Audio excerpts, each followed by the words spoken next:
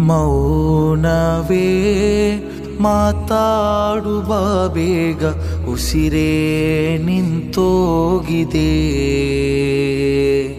ಕಾಲವೇ ಬರಿದಾದ ಮನಕ್ಕಿಂದು ಸಾಂತ್ವನ ಬೇಕಾಗಿದೆ.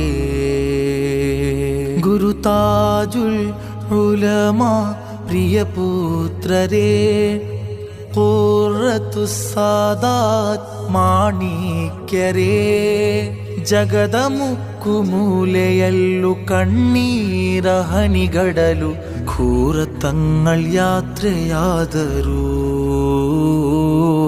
ಕನ್ನಡಿಗರಣಾತರಾದರು.